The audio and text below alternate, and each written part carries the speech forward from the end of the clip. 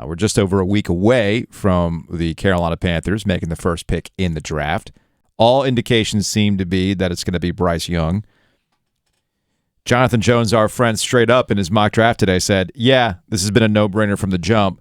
It's going to be Bryce Young. When JJ says something, Joe, I'm going to go, and it's Panthers related, I'm just going to go with that and say, yep, it's a foregone conclusion at this point that it's Bryce Young. From the jump, though? You think that's who they had in mind from the jump? Yeah, it's funny. When they made the trade? Because remember, they gave up a lot. They did. For that pick. They did. So, to your point, I'm going to go back to all the things that Jonathan Jones has been writing about related to the Carolina Panthers, and I think JJ has been trying to tip. We're gonna talk to Jonathan after the draft. Essentially, Jonathan's been trying to hint and drop hints and say like, yeah, it's going to be Bryce Young. Just look at the way they're talking. Look at what they want. Look who they've brought on. XYZ. Bryce Young's going to be the guy. And when he put out his mock draft today, he says, yeah, this has been a no-brainer. He's been calling it from, why else would you move up? Because it kind of ties back to what we talked about yesterday, right? It'll be interesting to see how many do go in the top 10. So if all four do. We played a clip yesterday from NFL Live that was between Adam Schefter and Dan Orlovsky. They had this bet, right? And in the bet, Schefter is saying, look, the latest scuttlebutt is that the Panthers are going to take their quarterback, but that might be it for a little bit. Like there's not much of a market for the next quarterback. Houston Texans might not use that second pick on a quarterback. We'll talk to our friend Jonathan Alexander, who covers the Houston Texans, about that next week as well as we get closer to the draft. And that I don't believe that these teams can control themselves. See, okay, now they don't have this ability to. The cookie is going to be out there in front of them, and they cannot resist the cookie. You and I are in the same boat. They're going to get cookie jarred. I completely agree with you that somebody's going to get a little overzealous and like, we got to make the move right now. It happens every draft. Yeah. Okay, happens every draft. So I'm with you on that. By the way, Seattle sitting there, I mean, that's the kind of team that should take Anthony Richardson. Mm-hmm. That's exactly who should take him. It's basically a free pick you got in a trade, right? You already have your quarterback in place. You got a house money out of him last year. You got him on a friendly deal now again. Yep. So why not? And I think we would all agree, out of those four quarterbacks, the highest ceiling and the biggest risk is Anthony Richardson. Yes. So if you're gonna roll the dice, you would be in the position that the Seattle Seahawks are in. Mm-hmm.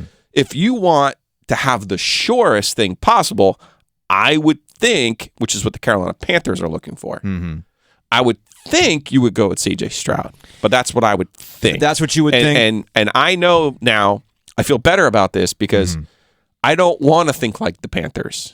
I've never thought like the Panthers, and that served me very well in my life. It has. That's a little hater action from you, but that's fine. And that's okay. That's okay. Like, I'm totally okay with that. Yeah. I've had good years in a row. They've never had two good years in a row. So, So about the franchise quarterback conversation, and we alluded to this yesterday, and it's worth bringing up again today. They might feel that Bryce Young is the answer, but there's no guarantee. It's a crapshoot. The hit rate in the first round, especially when it comes to quarterbacks, is not great. With all the time and effort and research that's put into these QBs, you're looking at about a 30 to 40% hit rate on these QBs as a guy that you want to keep around. Think of all the sure things that we've been told were great quarterbacks, future franchise QBs. We're just a couple years removed from the pandemic draft where we were sold that this is the greatest quarterback class in a decade, right? In a generation. And we don't really see the returns on that. In fact, one team's already decided to move on from that guy. We don't know what's going on with the future of Trevor Lawrence. Of the group, Trevor Lawrence seems like he is the brightest future ahead of him. But again, of all those quarterbacks taken, it hasn't necessarily panned out that way. And this is something that Keyshawn, Jay Will, and Max talked about earlier today on 99.9 The Fan. You can listen to that ESPN Radio morning show every weekday here on The Fan. And Keyshawn talked about Bryce Young not being a franchise QB. I would say he's not a franchise quarterback. I don't know that he'll be able to last based on his frame and his body. If he was a little taller, a little thicker, I believe that he would have been a Hall of Fame quarterback. But nothing tells me in the data that we have that a guy at this size can excel at a franchise level at the quarterback position. Okay, cool. The size is the concern. Makes total sense. And it's just something that Bryce Young understands as well. He's been on the podcast circuit. He's been doing some interviews all in the lead up to the draft.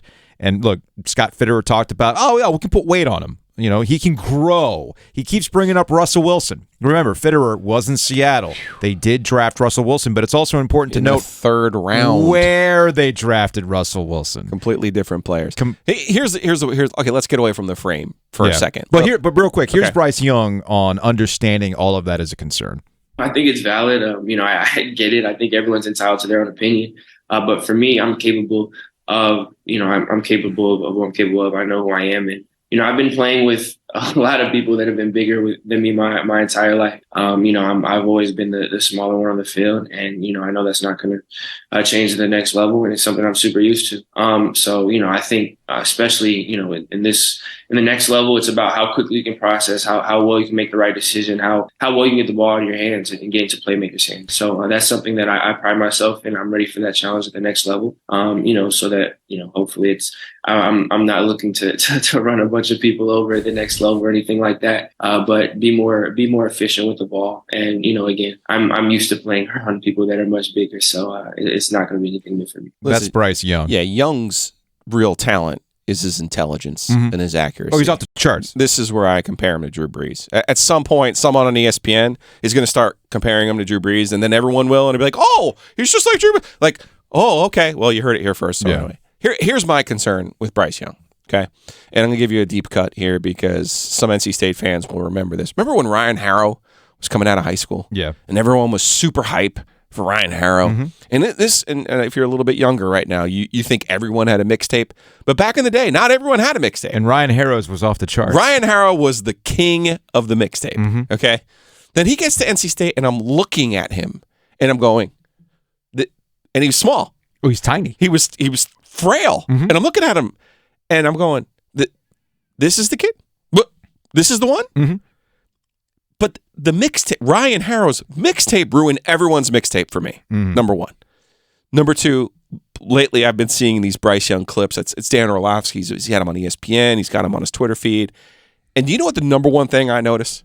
That Bryce Young absolutely cannot control, but absolutely, in my mind, gives me pause, particularly if I'm running the Carolina Panthers and let's just say not the New England Patriots or not the San Francisco 49ers.